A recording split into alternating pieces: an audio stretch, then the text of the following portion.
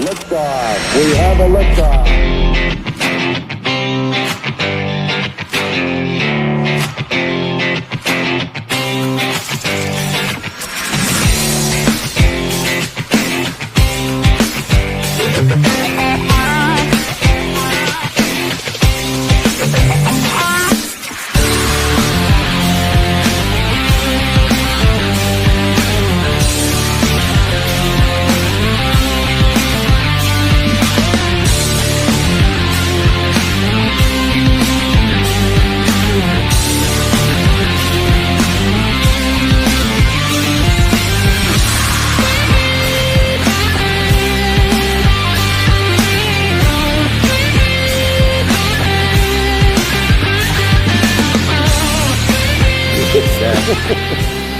Welcome in, guys, to another episode of Bruce and Big Mike Take on the World. I am Douglas Bruce, along with my co-host and wingman extraordinaire, Big Mike Fisher.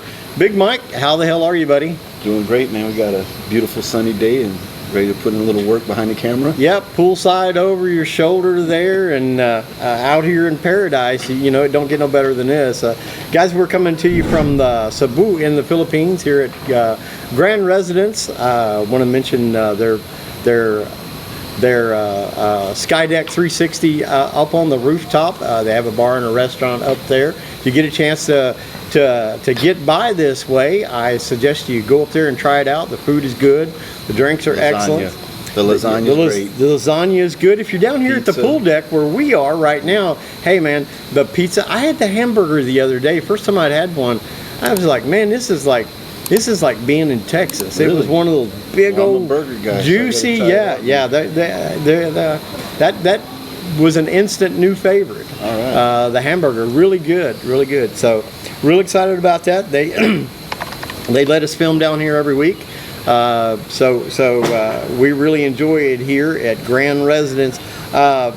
Big Mike, I got a chance. Get a chance to sit down with John Langford today and talk to him. He is a world traveler. Was raised. He's from the U.S., but then he was he was primarily raised in Hong Kong. His parents were Southern Baptist missionaries, and he is he's a well-known photographer from had a studio in Austin, Texas, and or near there, and so really interesting guy. Really excited about sitting down with him and talking to him about his photography. He's a writer. He's got a book out. He's got a photo book out, but he's also got a book about his travels and adventures, and he went on a 3-year journey. He was telling me, just nonstop. It's funny how you're travel. meeting these people just sitting out here. It's crazy, yeah. It's even we had our meeting last week here, and we meet Will from where's he Pennsylvania. from? Pennsylvania, yeah. And his stories of travel and whatnot. This is an interesting place. Yeah, just sit out here and people watch and shoot the breeze with some of these cats. You know? I had a chance to go to dinner with Will back a month or so ago, and April and I had dinner with him, and just really the stories that I hear living here at this place. We is need just to ask amazing. if we can use his one story. Yeah, sometime. yeah, exactly. The infamous story. Yeah, exactly. Got to get permission for that one. Indeed. Yeah. That'll be on one of our other shows. It's a little less serious than this one is, but guys, we are looking forward to sitting down with John Langford, talking with him about his artwork and about his travels and stuff. Just an interesting, a little different angle on being an American living in Asia. Someone that actually grew up in Asia and has been to Indonesia and Africa and all over. I just find this stuff fascinating. Well, it's like we say, everybody has their different, like when we talk about the first show, why do people want to come here? Everybody's got their own reason or what they're looking for. Like the things that he said he's looking for are so different than what I'm looking for. Yeah. You know, because I'm a city boy, but I still want the country life of my farm. And then you're a country boy, and now you're. But I need the convenience of the city. Right. You know.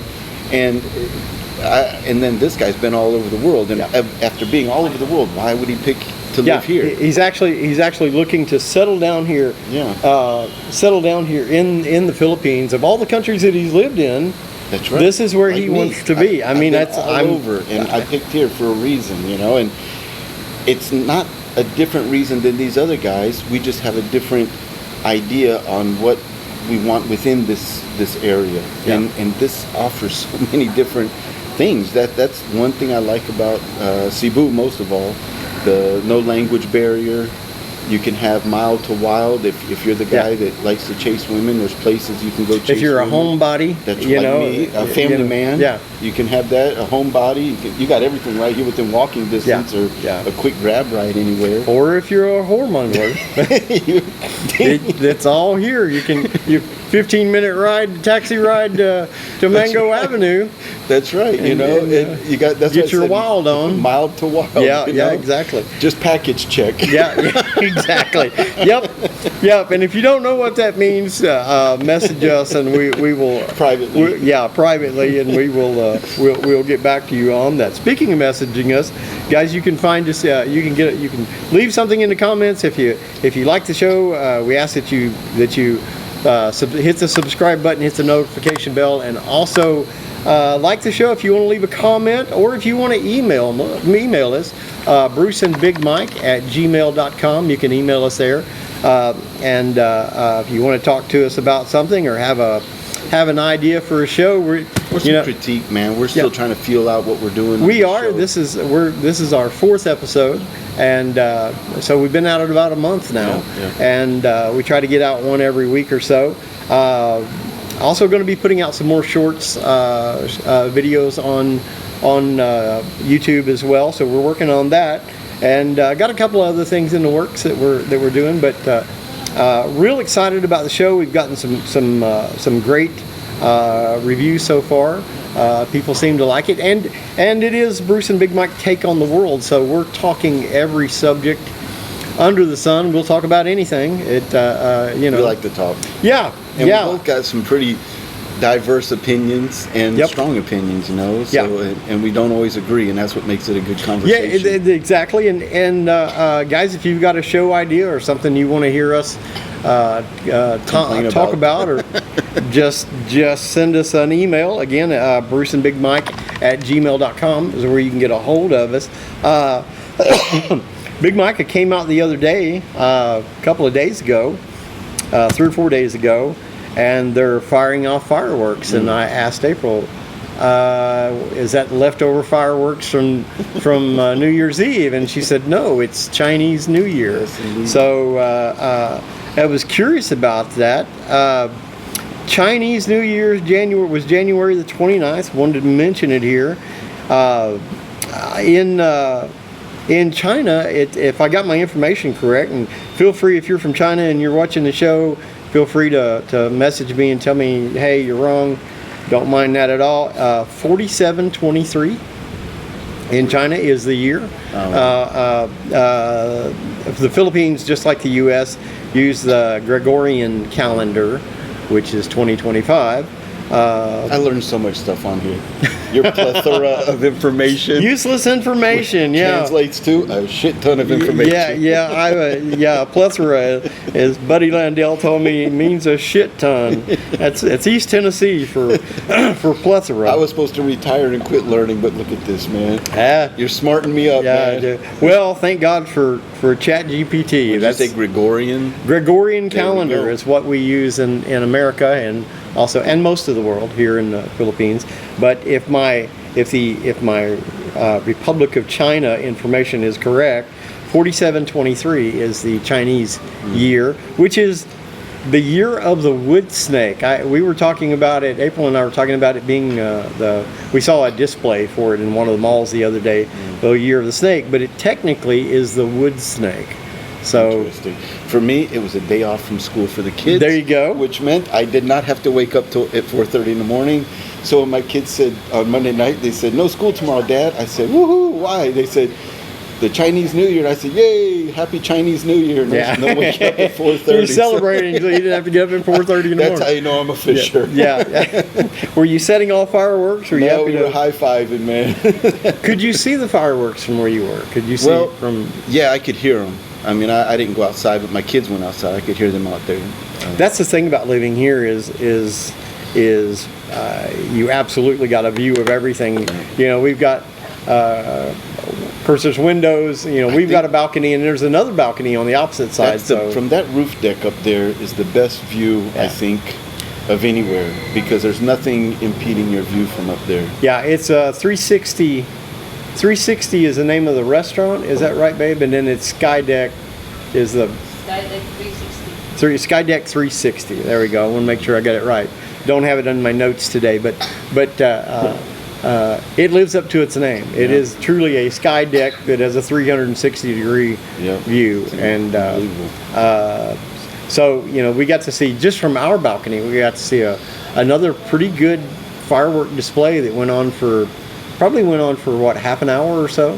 Yeah, so nice. it was pretty cool. But I don't know a lot about Chinese New Year. It's not something that's celebrated that much in the U.S. But what do you? There's a lot of influence here in the Philippines. Yes, this started to say. What do you think that you know? Because somebody's dropped you know $100,000 worth of fireworks that evening.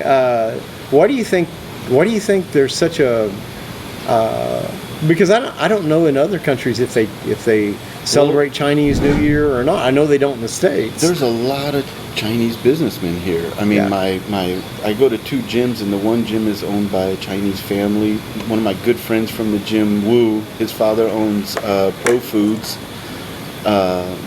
So yeah, there's a lot of Chinese business here. So it only makes sense. And now, you know, they're it only makes sense that they're going to celebrate their New Year. Their holiday. They may have been here. There's, you know, first generation born here. Yeah. And then Wu's second generation born here, I believe. So, but it's a family tradition right. brought. They still speak. Well, you know, I mean, you know, the Philippines has adopted a lot of holidays, and even more. You know, Halloween is a lot bigger here now than it was 7-8 years ago when I got here. Yes, it was nothing. My kids go to the mall, and the owner of that mall is Chinese also.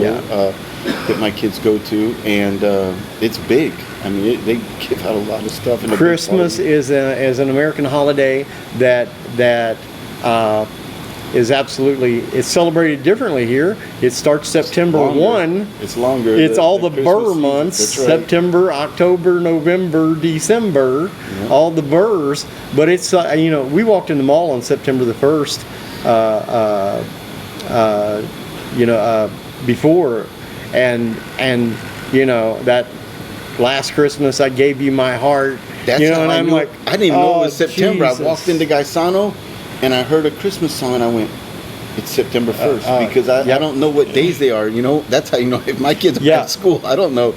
Even when they have school, I just know Monday through Friday, and I don't know the day of the week or the day of the month, you know, which number, if it's the 1st, the 2nd, because I'm retired. I'm really retired. I was like, oh, please tell me they're not starting already, please. And every time I went in the mall after that, they were playing Christmas music. They started putting up the Christmas displays. You know, about the second week of December when I was a kid, Dad had let Mom put up the Christmas tree. Then with you know, my family, when I was in the States and I was married and had Desmond, had my stepkids, it was okay. The weekend of Thanksgiving, after, you know, that Friday after Thanksgiving or that weekend, we would put up our Christmas tree. And even then I was like, oh shit, I'm gonna have to deal with this stupid tree for a month. Buddy, come the 26th of December, she came down. You know, that was just our thing. But when I was a kid, man, nobody put up a Christmas tree before like the 14th, 15th of. My dad was because my dad didn't have shit when he was a kid. Nothing. I mean, he didn't get. My dad didn't either. There was no Christmas. I mean, so my dad always said that's why we had big Christmas. Me, I'm kind of in the middle on it. You know, I think my dad wasn't a religious guy.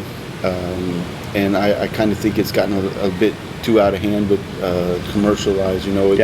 It's almost like mandatory to buy gifts or whatnot, you know. So I don't want I my hate kids, commercial Christmas. Yeah, I don't want my kids to have that. I have a certain amount that I spend on them at Christmas, but I tell you, I did like seeing when that Christmas tree went up. Yeah. You know, it looked good. Our Christmas tree looked good. My sister always does a good job on the tree, and I liked it. I hated for it when it came down. You know, I was like, oh, it's not Christmas anymore.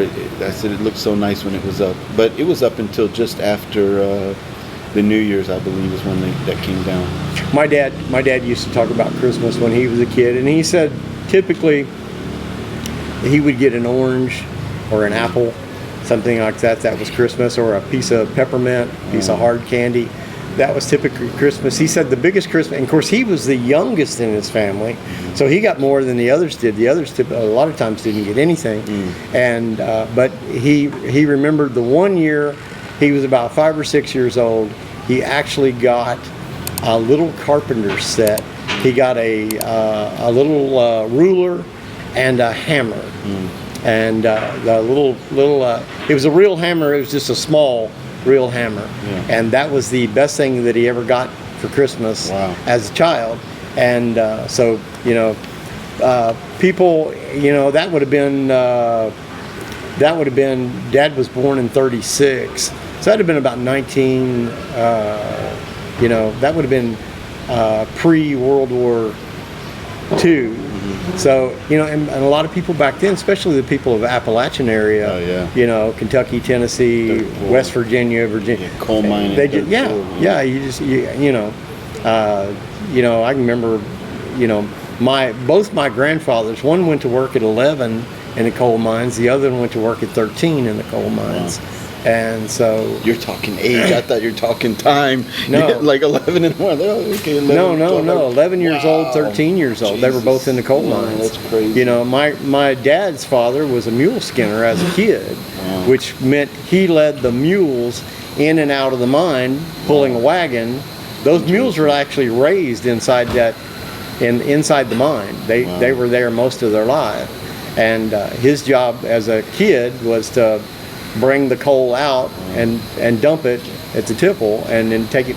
They had railroad tracks, and they would pull and imagine an 11-year-old kid working in the coal mines. Yeah, I think my parents with Christmas went a little bit high on. Yeah. They really outdid themselves every year, and I always told my wife I didn't want it to be like that. I just want to find a happy medium, sweet spot where the kids are happy with what they get.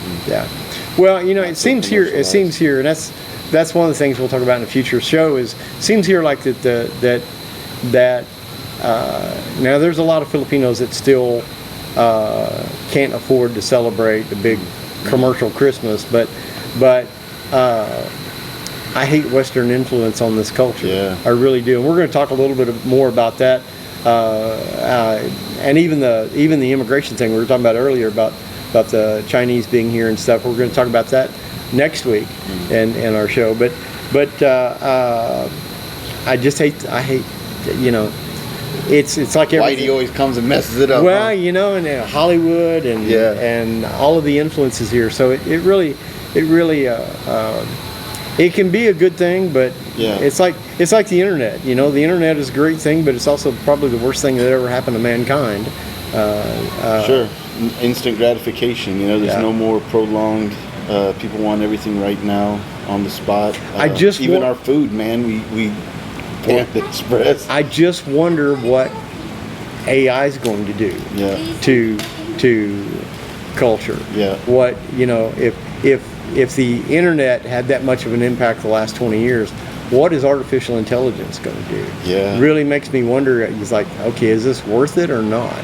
Yeah, I saw some weird stuff the other day about that we can talk about at a later date. But I'm not a tech guy, and stuff like that is kind of weird because they took this. I mean, it's quick. The way they were just sitting there talking about something, and one of the guys in the background said, "Oh, I can do this," and next thing you know, they're making a voice that sounded similar to the guy's voice, and I was just like, "Holy crap!" Desmond in his podcast, and guys, if you want to check out my son's show, it's actually an animated show. It's an adult show, but it's it's called Trashy and Possum is the show. Trashy and Possum. You can look it up on YouTube, but they interviewed Trashy and Possum interviewed Elon Musk a couple of weeks ago, and the voice was spot on, the animation was spot on, and yeah, you can clone anybody's voice, and he had to actually recreate it because of copyright laws, but he had to recreate Elon Musk's voice without using any Elon Musk voice to do it with. Wow. And so it's just amazing what you can do with it. Sure. Over my head, that's and out of my pay grade. Yep, me too. Guys, we're gonna jump right in here. I tell you what, we'll take a real quick commercial break, and when we come back, I'll sit down with John Langford, and we're talking about his amazing photography. If you've never seen any of this, you can look him up. We'll give the address here in just a moment, and but we'll sit down and talk to John Langford. We'll be right back.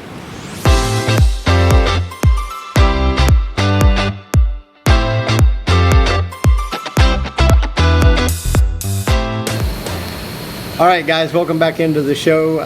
Bruce and Big Mike take on the world. Douglas Bruce here. And as promised, we're sitting down today with John Langford. John is a world traveler and photographer. And John, how you doing today? I'm good, and let me begin by saying I'm super honored that you and Mike have asked me to be on your show. So thank you very much. No, it's our pleasure. Looking at your work and sitting down and talking to you, I've really just immediately admired what you do and wanted to hear more about your story and stuff. So we'll jump right in here. I got my list of a dozen questions or so. Tell me a little bit, where are you originally from? Well, I was born in New Orleans. My dad was a physician, and I can only claim New Orleans when I meet somebody who's from New Orleans, because when I was 4... Now, are you sure that's not New Orleans? Yeah, no, if you're from there, it's New Orleans. Yeah. I lived there for many years. So I can only claim it when I meet somebody from New Orleans, because we moved to Hong Kong when I was 4. Wow. My parents were Southern Baptist missionaries, so I lived there until I was 18. Graduated from high school, and then came back to States for college, and then moved back to Hong Kong as a young adult. So you actually grew up in Hong Kong? Yeah, and I didn't live in permanently in the United States till I was 29. Wow, that is really cool. And, I've known some, being around ministry and stuff, I've known some missionary kids that grew up like that. Usually maybe 8-10 years they were gone, and then they come back. But that's really amazing that to grow up someplace totally. It really gives you a different perspective, surely, on the world than just the typical American. Absolutely. And not to go too far down that rabbit hole, but there's two kinds of missionary kids when they grow up to be adults. There's those that go into full-time ministry, and then there's the rest of us. Yeah, I understand. Now, did you learn a foreign language, or was your household all English speaking? Or? English speaking. School was English speaking. I would not say I was ever fluent in Cantonese, but when I moved back to Hong Kong as a young adult, and my parents were gone by then, I lived in an all-Chinese neighborhood, and so my Cantonese got better. Wow. And it was always fun to ride down in the elevator with other Chinese folks and hear them talking smack about me. And then when I got off the elevator, I would say in Cantonese, have a nice day. Yeah. And then they would know, uh-oh. Yeah. My second wife was an English major, and she always said that English was my second language. I didn't have a first one. So that's kind of an inside joke there. Well, I'm hoping that when you edit this together, you'll make me look like that English is my first language. I understand. How did you now? Let me give the audience. First off, let me give the audience your Instagram, and you can give us any websites or anything like that. It's John Langford travel photos on Instagram. That's right. All one word. John Langford travel photos. Langford. That's correct. So Is there another website, or is that the best place to see your That's stuff? the best place to see my travel work, and that I think that's primarily what we're going to be focused on today. So yeah, that's the only place that people need to. What got you into photography? When did you first start taking pictures? I was a teenager. My dad was a fairly accomplished amateur photographer. Like I say, he was a physician as his vocation, but his avocation was photography. And so that was a way for me to get interested in something that he was already interested in. And he had a pretty big assortment of cameras and lenses and so forth. So started out as a hobby. I continued that hobby when I was in college, and I remember a friend asked me to photograph her wedding, and I thought, hey, you know what? I should start charging for this. Yeah. And it was charging money for photography was a good way to pay for my hobby. Yeah. That doing video and stuff over the years, I've had all kinds of odd jobs that I did to support my video habit, you know. Exactly. But it is, and it's a great way. It's cool when you get to do something that you love actually for a living, when you can make money doing something that you would do for free anyway. That is so well put, and I've used those exact words. I started doing this professionally at about age 25, 26. So that means I've been doing it for 40 years. I'll be 66 in March. And I am more passionate about it now than I was when I started. And I was passionate about it then. But, you know, you can never learn everything there is to know about photography, about lighting, about, you know, tweaking your skill. And I just love that. You know, the increments of improvement as you get more proficient are smaller and smaller, sort of like a high jumper. You know, they might make a quarter of an inch improvement, but that's how I feel about it. You never reach perfection. My grandmother's father was one of the first commercial photographers in the state of Kentucky years and years ago, and she used to always laugh and tell me the story of the only whipping she ever got in her entire life was they were not allowed in his dark room. And one day when she was 7, 8 years old, everyone was gone working somewhere, and she was there taking care of the house, and she was eating cornbread, and she snuck into his dark room and sneezed cornbread on all of his work that he had developing. And so she said that was the only whipping that she ever got from her dad her entire life. She never forgot it. So just a little family story there. Now, what gave you the idea to travel and do this? I think, you know, growing up as I did in Asia on family vacations, I had the good fortune to get to, you know, travel around Asia quite a bit. And then a few times during my growing up years, we would come back to the States, and, you know, home for me was Hong Kong. Yeah. And so coming to the States was another destination. I always thought of Hong Kong, and still do to this day, as being home. So yeah, I think I got the travel bug early on. It's funny because Americans, travel is a bigger deal for Americans than it is for people that like in Asia. Asians tend to go, and if you don't believe me, just look passing by here and all the extra noise. They travel from country to country a lot, whereas Americans, many people have, you know, 3 or 4 state area. They've never been across country. They've never been out of the country. I'd say over half of the people that I know personally in the U.S. have never been outside the United States. I don't know what the actual statistics are, but I recently got together with some friends from Hong Kong International School, and amongst 6 of us, there were 20 countries that we had lived in. Yeah. 6 people had lived in 20 countries, and I've only lived in 2 countries. So that lets you know that of the other 5, they'd lived in 18 countries. Yeah. I've always enjoyed travel. Now, I've been to 48 of the 50 states, I've never been to Hawaii. I've never been to Alaska, but I've been to and lived in numerous states.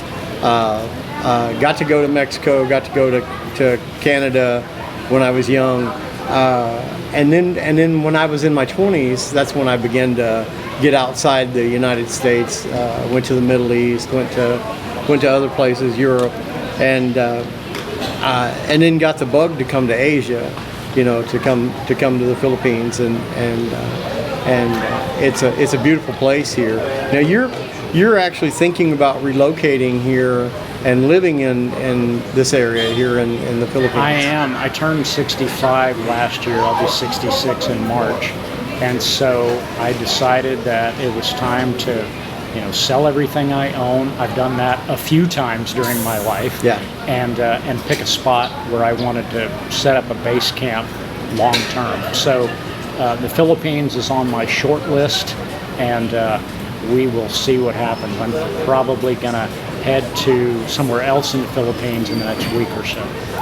How many countries have you actually traveled to? Well, I was going to say you've got me beat in the number of U.S. states that you have visited. I've been to Hawaii, but I have not been to Alaska, and you've got me beat in terms of how many states. But countries, probably in my entire lifetime, 50-ish, somewhere around there. Wow. Yeah, you've definitely been in more countries by far than I have. Where is someplace that you haven't been that you would like to go? I'm kicking myself that when I was in Australia, I did not visit Papua New Guinea. Now, I'm kind of back in that same general neighborhood, certainly closer than I was in Austin, close, Texas. So I might have another opportunity to do that. But I would say that's probably top of my list of places I'd like to go. I actually knew, you're talking about missionary family. I actually knew he'd been in the Baptist church, but he'd ended up in the Church of God or Foursquare. I believe he's a Foursquare. But he had been a Baptist missionary to Papua New Guinea back, I guess, in the 50s. Wow. And he was talking about what it was like living there. His wife was there, and the gentleman's name was Tim, and they had a small child while they were there, and I guess they were there for about 10 or 12 years, and they were talking about how when they first got there, the people there had no idea about Christianity at that time, and didn't even dress, like, most people would be offended if they went there and saw how they were dressed, right, at the time. So and how that it took so much dedication staying there. It's not a shovelful at a time of change. It's a teaspoon. You're taking down a mountain with a teaspoon. Right. Well, to your point, I mean, talk about a photographer's dream. Papua New Guinea is just, rich in subject matter. But part of the challenge that I face as a photographer who loves travel is I always want to be respectful of my subjects and not.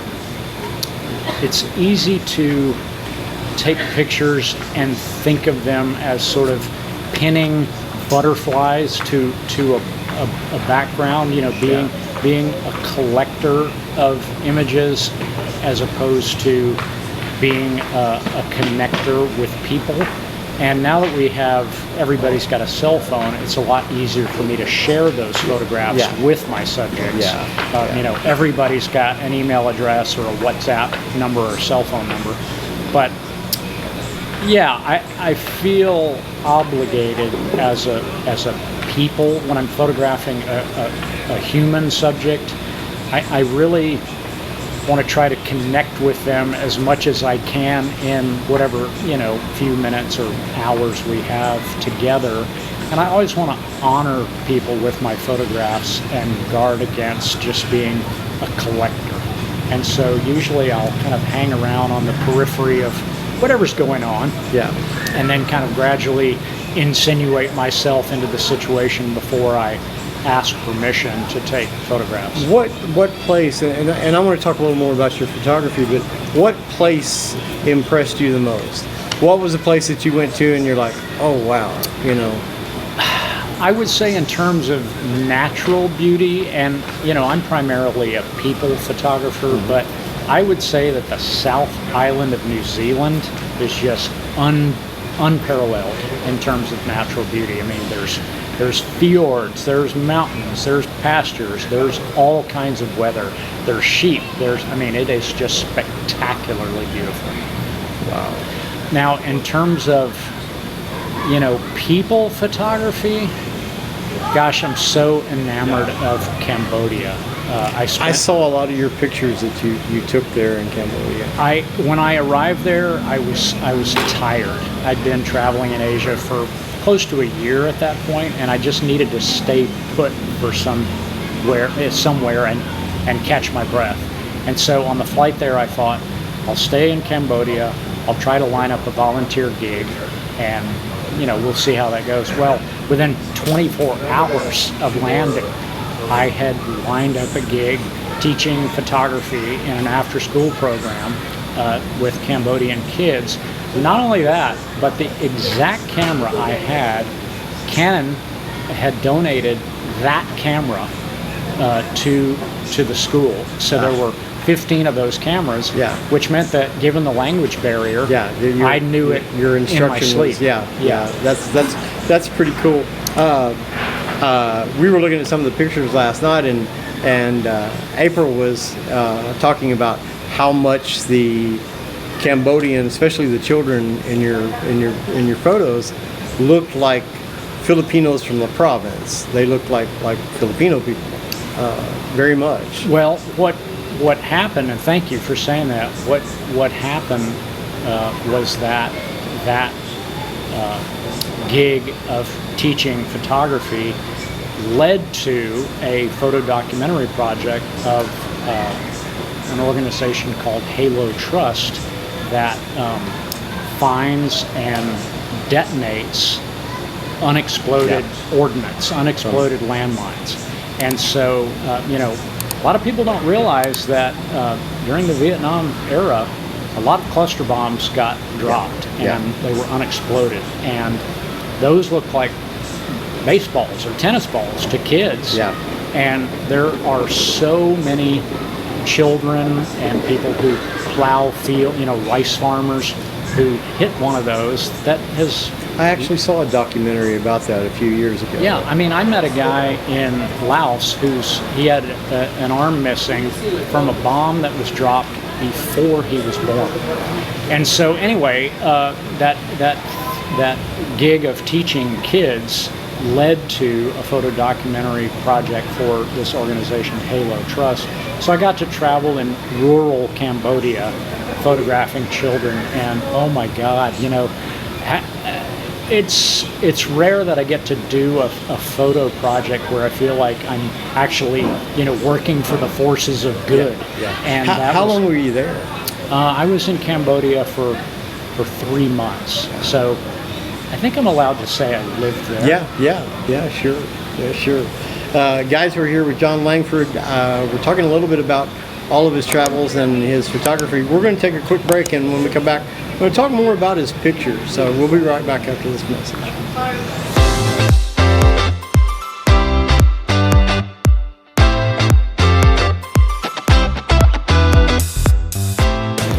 All right, guys, welcome back into the show. I am here today talking to John Langford. We're talking about his photography and his travels. We've been talking a little bit about your travels, but I wanted to get into your photography. I had seen some of your pictures earlier, then I got to look through a lot of them last night, and I got to tell you, I was really touched by some of it. There was two different things that impressed me. One was the inanimate type of shots, clotheslines, some things that are part of the makeup of these communities that you just never do notice,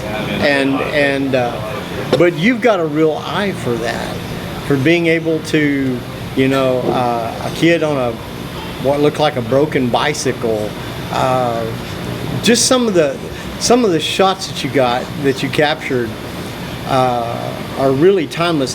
We'll talk about those a little bit and what you look for, but then I want to jump back to the people pictures that you take, because I was super impressed with those. What is it that you see about a door or architecture or somebody's laundry hanging out that you've got a way of taking that and turning an ordinary thing in a neighborhood in a third world country, turning it into actual art? Because I saw some of the prints and it's just amazing. Well, I feel like I hesitate to use the word blessed, but I'm very grateful that, and it probably comes from years and years, 4 decades as a commercial photographer, I have definitely honed my eye to look for symmetry, details, graphic elements. Yeah. And that can also work against me sometimes, because I find myself leaving room for a headline, in a photograph. But I feel so grateful that I get to notice the sort of details that most people pass by. Yeah. And a lot of those shots are very close-up shots, very sort of macro shots. But you probably noticed in my photographs that you use the word inanimate objects. I deliberately try to take those photographs without any people in them whatsoever. Yeah. So I try to make them very graphically simple, and I try to remove any element from the shot that doesn't contribute to the photograph. So I don't want any extraneous elements. It's sort of a subtractive process, if you will. I only want elements that contribute to that photograph. Did I answer the question? Yeah. Your photography, those that, for lack of a better term, literally a snapshot in time. It's almost like a peek into a neighborhood, a place where people, a community, and the things that they see every day. And I was so impressed with that. Your photos of people, I was looking at the different types of people that you shot, and the raw beauty of it. It just super impressed me. You've got a way of capturing a person's soul. The scars, the wrinkles, and in a world that's so full of filters, everything in our society these days, using a metaphor, but everything is filtered to death. People's lives, their presentation, it didn't used to be that way before social media. Now social media, everybody's got a filter on everything they say. You got a chance to edit it. You got a chance to used to people just met and had conversations. Now everything is pre-staged. You and I both, being in the broadcasting business, it just really impressed me how raw, how natural, and the element that you captured, the actual soul of the people, old people, kids, the smiles, you can see it in the eyes. How do you do that? How do you find that? Well, first of all, thank you for the kind words. It's much easier to hear somebody talk about your work, or my work, I should say, than it is to sort of brag on yourself. So thank you for recognizing that, because Absolutely. Those are precisely the elements that I'm going for. I'll work up to the answer by saying that I feel so fortunate that I live in an era when photography is a thing. I mean, what if I had lived prior to the 1850s? Yeah. I'm not any good at drawing a straight line, so I couldn't have been a painter. But yeah, I feel so fortunate in that regard. And at this stage of my career, and I've been a commercial people photography for many, many years now, where, contrary to the way most people think of being a professional photographer, there's not a lot of creativity in that. You got an art director, you got a client, you got somebody telling you how they want the photo to look. So at the end of the day, you're kind of a shutter monkey. Rarely do I show up to a day of work that I'm being paid to do, and I think, okay, so here's what we're going to do today. That's already very tightly constrained. But the beauty of what I do for my work, for me, for fun, not for a client, is, if I have one superpower, it's connecting with people and making them feel at ease. And even if we just spend 2 minutes together, and ideally it's longer than that, but my goal is to make you feel at ease, comfortable, honored. I want you to feel like you were seen. I think, one of the biggest gifts we can give somebody is the gift of our attention. Yeah. I know I love that when somebody's paying attention to me. And I would say I have a 99% success rate when I ask somebody if I can photograph them, even if we don't speak a word of the same language. I have a very high success rate at having people say yes to being photographed.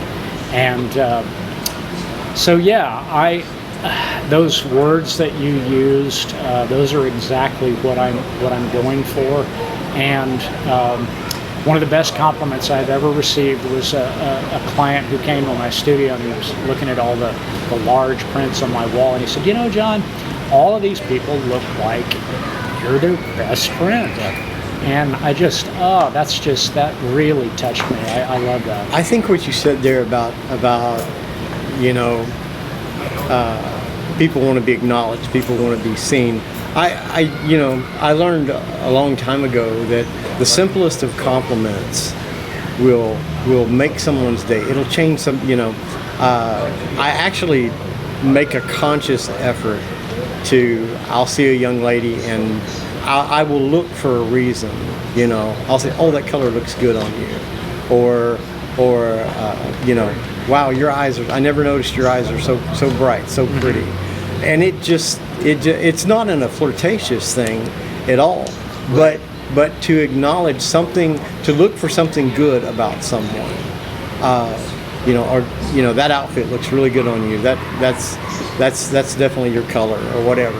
Yeah. And they just beam after that. And it's like people are so desperate in a world that's moving at 900 miles per hour. They're so desperate for somebody to pause for a moment and basically say, I see you, I notice you. Yeah, exactly. And that's particularly the case when it's people that, one would not think of as being classically beautiful. When I've approached older men, older women, and asked if they would do me the honor of letting me photograph them, oftentimes I get this reaction of, what, me? Yeah. I noticed a lot of your photos were older people or just regular women, regular kids. Other people might not even notice those people. If they walk through this neighborhood and saw the lady, selling something on the side of the street or carrying her laundry, wouldn't even notice that person. But your pictures are really just a pause in time, and that's what I found so amazing about them was I've got a thing about scars and wrinkles. You can tell a little bit about the person's journey. A lot of people are, in today's modern society, we're all trying to cover up the scars, we're all trying to cover up the wrinkles. We're looking for this polished, filtered look. And the reality is, it's the scars, it's the wrinkles that tell our story. They're what tells, hey, I've done something, I've been somewhere, I've got some experience. And I think that's what you actually capture on film. And to me, that's just amazing. Well, to your point, as recently as, 10 days ago, I like to, as I'm traveling, I like to photograph the people who are the staff of wherever I'm staying, just as a way of showing appreciation. I do that as a gift to them. And there was this young couple. Now, I'd be lying if I said she wasn't really pretty, but I said to her, I'd love to take some photographs of the two of you, just, if you'd be willing to let me do that. And her response was, but we have no money. And it just brought tears to my eyes, because I immediately tried to convey to her, no, I'm not asking you to do it so you can pay me. I want to do it to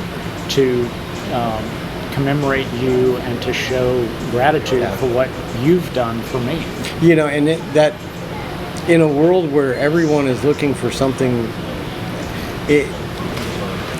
nobody does anything nice anymore. It's just so rare, and I can understand why that was her immediate thought. Okay, he wants to sell me something, and I'm not in a place where I can hardly afford rice every day. So you can understand where that comes from. That said, I have been the recipient, the beneficiary of so much human kindness. That's one of the things that I love about travel, is how many times I've been invited home for dinner, or would you come to our village and spend the night? And people who have no ulterior motive other than to just want to spend time together. It's just so touching and lovely, and I never tire of that. Now they can see your photos at John Langford Travel Photos on Instagram. That's right. And then tell me now you're not just a photographer, you're also a writer. Tell me a little bit about your photo book and the book you've written. Is it a journal of what your travels, or? There are plenty of people who would disagree with you that I'm a writer. There are plenty of people who would say, stay in your lane, stick to photography.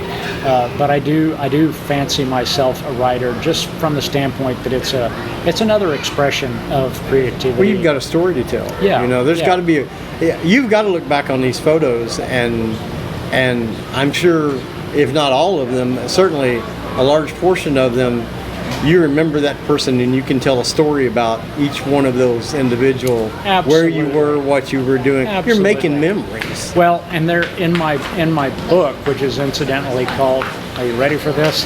The Rompin' Stompin' Circus of Love Extended World Tour, Tales from 3 Years on the Road. That's hard to get all that on the cover of a book. Well, not to mention the spine of the book. Yeah. When I told the graphic designer, this might be the biggest challenge of your career, and he managed to pull it off. But there are more stories in that book than the ones that directly correspond to the photos I've taken. That's one of the reasons why I wrote the book, is that I've got so many more stories than what I've taken pictures of. So there are about 40 plus travel anecdotes and some haiku poems. I'm whether or not it's something that people think is literature, I enjoy doing it. I'm looking forward to actually getting a copy of it from you and reading it. Now you've got a photo book, is that correct? That's right. It's called 1,000 Days, and it's a collection of my 50 favorite photographs from my 3 years of travel.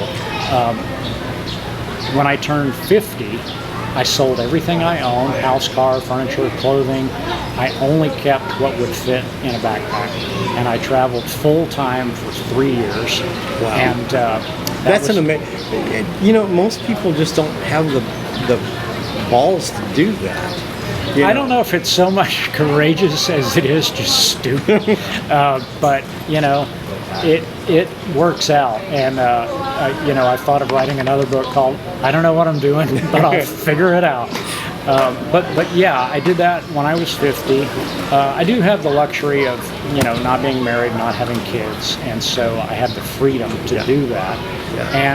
And I was just kind of at a point in my career where I needed a break. I needed to take a deep breath, kind of do my own thing, and so that's what I did. And then I came back to the States, having visited 38 countries in that 3 years, and kind of started my photography business over again from scratch. Now, where can people buy your prints, or where can they buy your books? I will give you the URLs of where the people can go to purchase both books, and then anybody who wants to buy a print from my Instagram page, they will get a signed limited edition print. So we can definitely do that if people want to.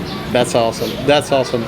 I've got to ask, and we had talked a little bit about this, and I know how that even when you start telling some of the stories about some of the people that you've met and the photography and stuff, and I don't know if it's the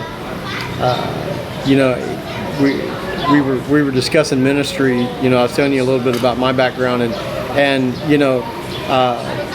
ministry recognizes ministry. The anointing recognizes the anointing, and the Bible says, well, they'll know us by our love one for another. So much of this I see in you is an expression of love, a love for people, a love for God's creation, and do you see this yourself as a ministry, blessing these people with? I absolutely do, and thank you for recognizing that quality. Going back to what I said about people want to be seen, I also want them to feel served. Even when I'm doing my commercial work, if I'm doing a headshot of a CEO of a bank, I want that to be a little oasis in his or her day. And of course I want them to walk away with their favorite photo that they've ever had taken. But I also want them to feel like, wow, I was really well taken care of. Yeah. And then when I'm doing my own work for fun, for me, for free, without an art director whispering in my ear, I want my subject, again, whether we speak any of the same language or not, I want them to walk away feeling served. And this is where you cue the waterworks. I grew up in a missionary family. My parents were Southern Baptist missionaries, and as I mentioned earlier, there's the people who are in full-time Christian ministry, and then there's the rest of us. And even though I would definitely call myself a broken vessel, I definitely do want to serve people, and at the risk of sounding hokey or pretentious, if there is such a thing, my photos are my prayers. Yeah.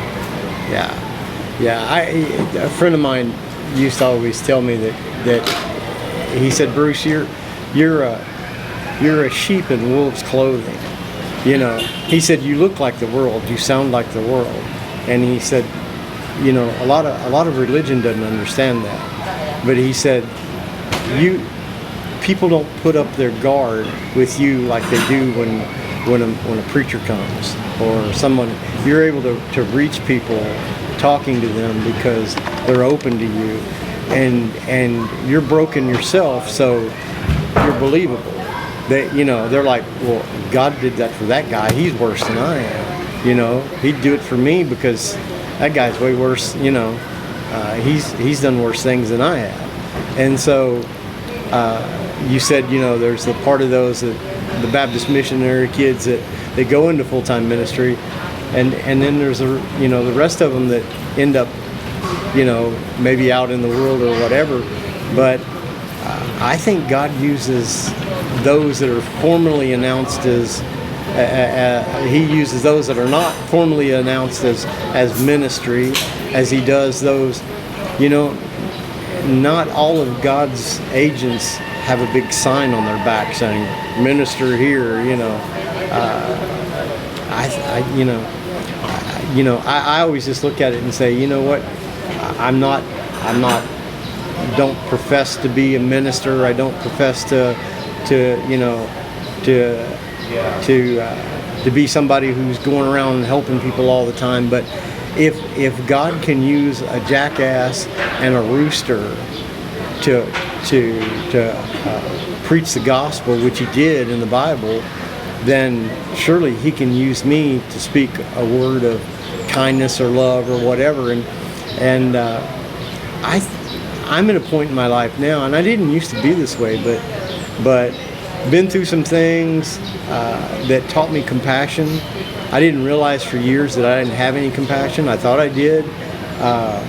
Here I was, I was involved working alongside ministry, and I really was in it for all the wrong reasons.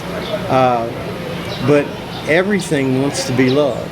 I mean, an old dog wants to be loved,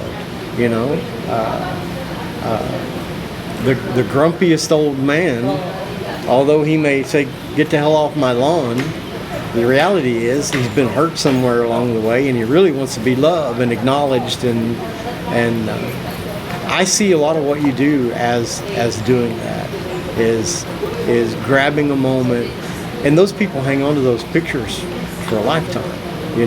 That's something that they look back on and remember when you were there, and it's just an amazing, it's an amazing ministry that you have, even though, you're dressed up like the world. So, well, thank you for recognizing that.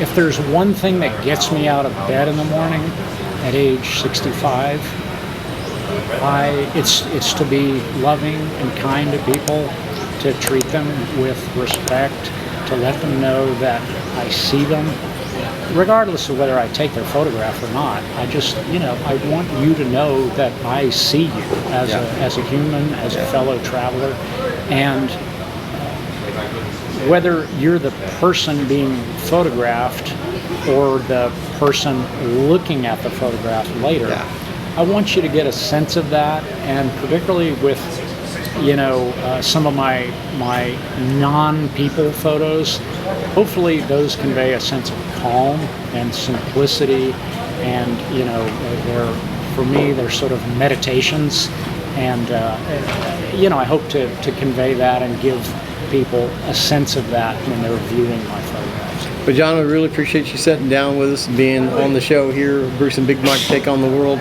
Got your information up on the screen so people can get a hold of you.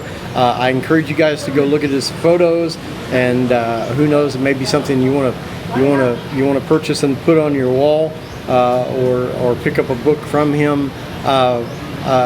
Really, really appreciate what you do. Hope you find a place close by here in Cebu where that we can continue to have conversations and hang out together. Appreciate you being on the show. Guys, we'll be right back after this message. Thank you, John, for being here. Thank you for having me, Douglas. One more thing I'd like to say is that, in this era of the cameras are just ubiquitous. I mean, people are just taking photos all the time, everywhere. We're in the generation of me. Everyone wants to document their life. I mean, we're to the point now where when you're riding your scooter around somewhere out in the wild woods, there will be a sign, and I promise you, I saw this the other day, Instagram location. And so I have to guard against this myself, but I encourage people to experience the moment. There's some things in life that just aren't meant to be documented. Just like experience it, be there. Don't try to have it be a photo that you can show people, put on your Instagram. Just to quote a very worn out phrase, be here now.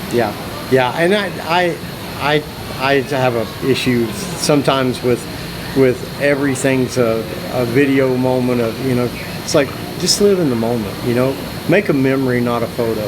And you said people trying to document.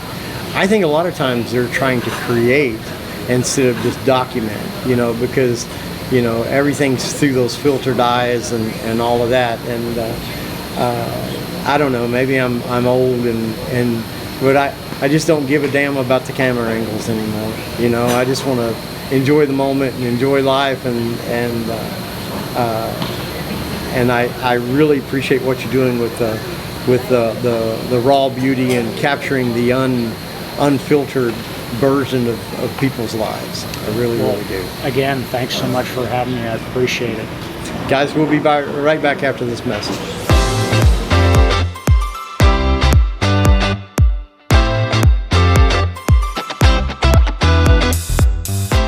All right, guys, welcome back into the show. Big Mike, John really impresses me. 50 countries. Wow. The guy's traveled to 50 countries, so it's pretty amazing. Man, that's a lot. I try to think where have I been to, but 50, that's a lot. Yeah, that's pretty awesome. Loved his artwork. Really appreciate him sitting down and talking with us. Next week, we've got an interesting show lined up. Going to be talking about the internet addiction here in the Philippines. Going to be talking a little bit about that and some of the facts. Also going to be talking about immigration here a little bit, and do Filipinos really like all of us invading their country? And talking about the new Trump administration in the U.S. and what that means for...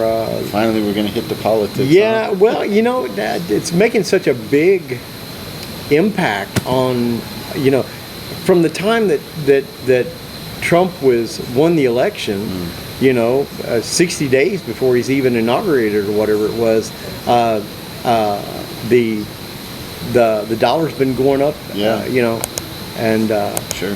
We're at about 58 pesos on the dollar. It was 46 or something like that when I got here. Sure. You know, 7 years ago. So Yeah.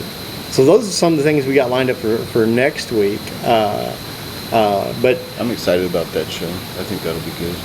guys, if you get a chance to visit the websites, we've included them.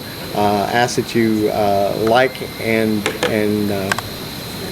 subscribe the show. Hit the notification bell. If you want to email us, you can get us at Bruce and Big Mike Take on the World. Big Mike, give you the final word, buddy. All right, guys, have a good one. We'll see you next week.